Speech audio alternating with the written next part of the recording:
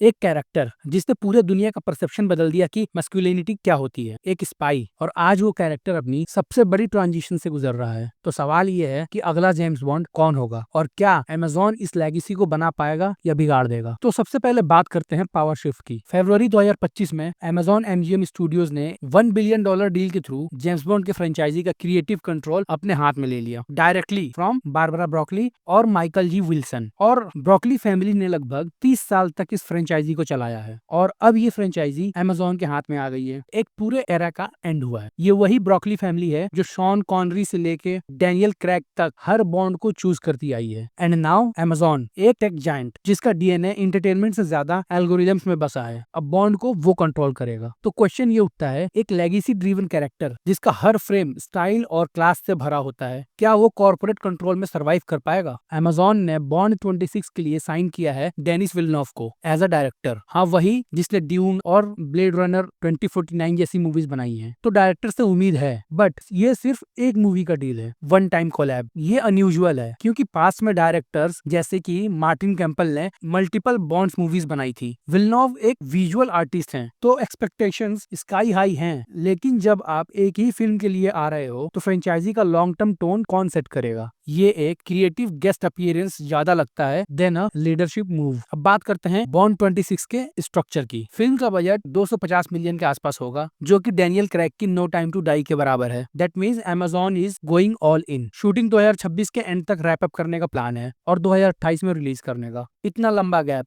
मतलब या तो परफेक्शन चाहिए या फिर अमेजोन का एल्गोरिदम अभी तक सही फॉर्मूला ढूंढ नहीं पाया है। Now the $1 million question, next James bond कौन होगा? जैसा कि अमेजोन ने मूड बना लिया है कि उन्हें अंडर 30 ब्रिटिश एक्टर चाहिए और वैरायटी के मुताबिक ये 3 नाम टॉप पर हैं। First Tom Holland, second Jacob Elordi और थर्ड हैरिस डिकिंसन। और जो इतने दिनों से रूमर्स चल रहे थे और जो फैंस उम्मीद लगाए बैठे थे कि ये हो सकते हैं अगले जेम्स बॉन्ड, जैसे कि Aaron Taylor Johnson, Idris Elba और हेनरी कैविल, वो लोग साइड हो चुके हैं। हेनरी कैविल के लिए तो बहुत ज्यादा उम्मीदें थी और फैंस चाह भी रहे थे कि Henry Cavill as James Bond दिखे। एक timeless fan favourite. Man from Uncle में उसका स्पाई अवतार देख के फैंस क्रेजी हो गए थे। Here's the fun fact, Henry Cavill ने पहले भी ऑडिशन दिया था कैसीनो रॉयल के लिए, उन्हें रिजेक्ट कर दिया गया फॉर बीइंग टू यंग, और अब रिजेक्ट कर दिया गया फॉर बीइंग टू ओल्ड। और पता नहीं क्यों फैंस जब भी ये उम्मीद करते हैं कि हेनरी कैविल को कोई अच्छी मूवी मिले या कोई एवरग्रीन कैरेक्टर प्ले करने को मिले, इन सारे स्टूडियोज को एज की प्रॉब्लम हो जाती है। जेम्स गन को कोई न्यू और कम एज का एक्टर चाहिए था सुपरमैन के लिए, तो हेनरी कैविल बाहर हो गए।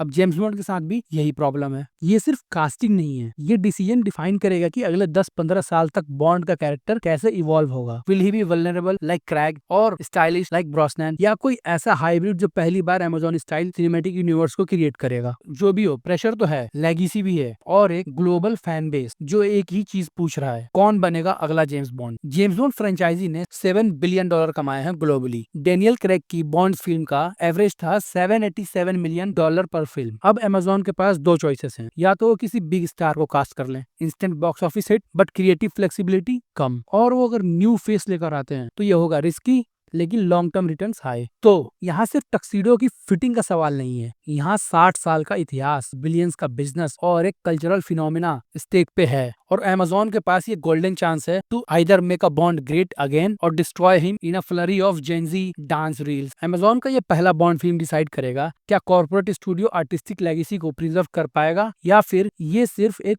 फ्रेंचाइजी बनकर रह जाएगी। अगर वीडियो पसंद आई तो प्लीज वीडियो को लाइक करें और प्लीज चैनल को सब्सक्राइब करें।